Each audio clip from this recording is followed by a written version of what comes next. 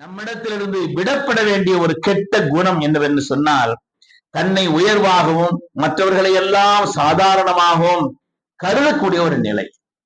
அது ஒரு மனிதனை அதலபாதாரத்தில் கொண்டு போய் தள்ளிவிடும்.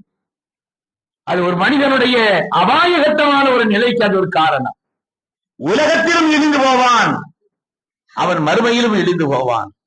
நசியல் முப்ததாவுல், அவனுடைய அவனுடைய தொடக்கத்தையும் அவனுடைய முடிவையும் மறந்தவன் அவன்.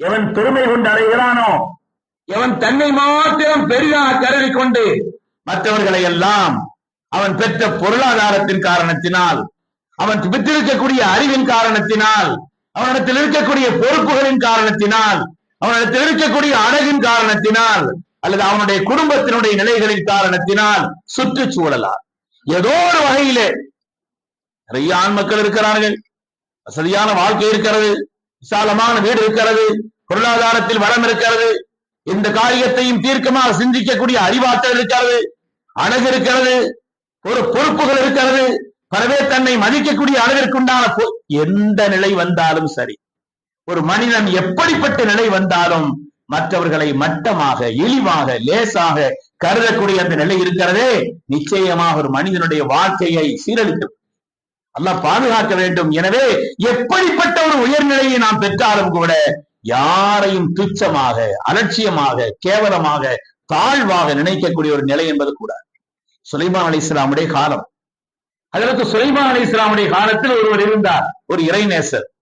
எந்த அளவிற்கு அவருடைய உயர்நிலை என்று சொன்னால், கானத்து துதில்லுஹுவல் கமாம், அவர் நடக்கிற பாதையில கூட மேகம் கொடை பிடித்து வருமாம். அவர் நடந்து சென்றால் எவ்வளவு கடுமையான உஷ்ணமான சூடான நிலையிலையும் கூட கானத்து துதில்லுஹுவல் கமாம், மேகம் அவருக்கு நிழல் அளிக்கும். அப்படித்தான் அவர் செல்லக்கூடிய ஒரு நிலை, இவ்வளவு உயர்வான நிலையை பெற்றவர். ஒரு நாள் அவர் ஒரு பாதையில் செல்கிறார், எதிரே ஒரு துஷ்டன் வருகிறான், ஒரு பாவி வருகிறான். பல நிலைகளிலே வெளிப்படையாக, குறையாக, பாவியாக தெரியக்கூடிய ஒரு மனிதன் எதிர்த்து வருகிறான். அப்பொழுது இவங்களையே நம்ம முடிக்கணும் அப்படின்னு சொல்லி ஒதுங்கணும்னு இவர் நினைக்கிறார். அவன் நினைக்கிறான் ஒரு பெரிய சீதேவி வருகிறார், நாமே அவர்களில் முடிச்சு நம்முடைய நிலையை இப்படி ஆக்கிக் கொள்ள வேண்டும், நாம் ஒதுங்கி போயிடும் அவன் நினைக்கிறான். இவர் நினைக்கிறார் ஒரு பாவி, ஒரு குற்றவாளி, நாம் ஏன் அவனை சந்திக்க வேண்டும், ஒதுங்கி செல்வோம் என்று இவர் நினைக்கிறார். பெரிய மனிதர் தான்.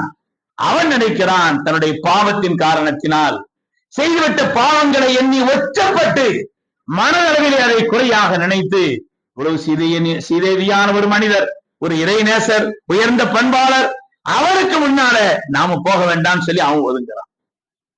இருவரும் ஒருவரை கடந்து சென்ற பொழுது இவருக்கு மேலிருந்த மேகம் அவனை பார்த்து சென்று விட்டது. வரலாறு சொல்கிறது, இவருக்கு மேலிருந்த அந்த மேகம் அவனளவிலே சென்று விட்டது. இப்பொழுது இவர் மேகம் இல்லாமல் செல்கிறார். அவர் மேகம் குடை பிடித்து செல்லக்கூடிய அளவிற்குண்டான ஒரு நிலை வந்தது. அருமையான பெருமக்களே, இறை அருளை நம்மை விட்டு துரத்தக்கூடிய காரியம், நம்மை நாமே பெருமையாக நினைத்துக் கொள்வதும், மற்றவர்களை நம்மிடத்திலிருந்து விடப்பட வேண்டிய ஒரு கெட்ட குணம் என்னவென்று சொன்னால், தன்னை உயர்வாகவும் மற்றவர்களை எல்லாம்